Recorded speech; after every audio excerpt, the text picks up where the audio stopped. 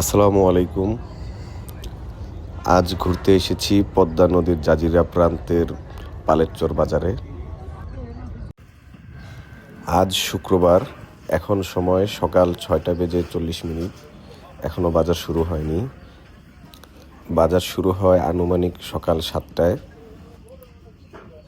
প্রতিদিন দুইবার বাজার বসে, সকালে এবং দুপুরে। প্রতিদিন সকাল 7টায় এবং দুপুর 12টায় বাজার বসে, আর শুক্রবারের দুপুরের বাজারটা বসে জুমার নামাজের পরপর। এখন বিভিন্ন রকম মাছ আসা শুরু করেছে এবং সেগুলোকে বাছাই করে আলাদা আলাদা করা হচ্ছে। খোঁজ নিয়ে যতটুকু জানতে পেরেছি, এই বাজারে এই নদীর মাছ ব্যতীত অন্য কোনো মাছ এখানে বিক্রি করা হয় না, যার কারণে এখানে মাছের দাম অন্যান্য বাজারের তুলনায় একটু বেশি।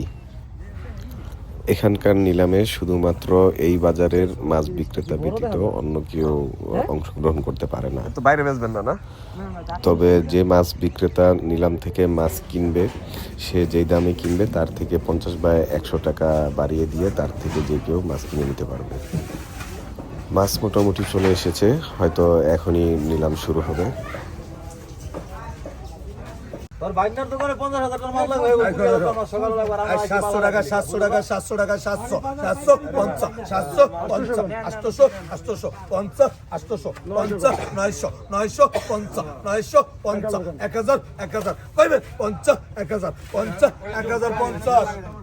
এক কাজল 1050 ইয়ার মাছ, আহমদ আলীর মাছ 1050,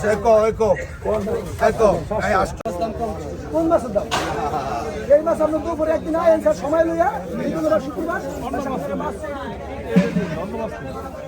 মাছ এটা দিলাম আমি। এতগুলো মাছ কি হয়েছে? আমার দাওয়াত তো এই দামে মাছ দিয়ে দিলাম। সবার হয়ে গেছে।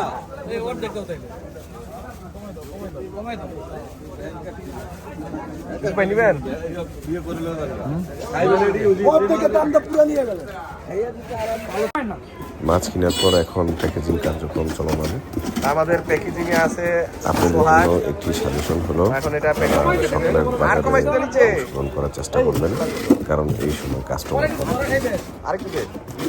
অনুগ্রহ করে আমার চ্যানেলটি সাবস্ক্রাইব করবেন। ধন্যবাদ।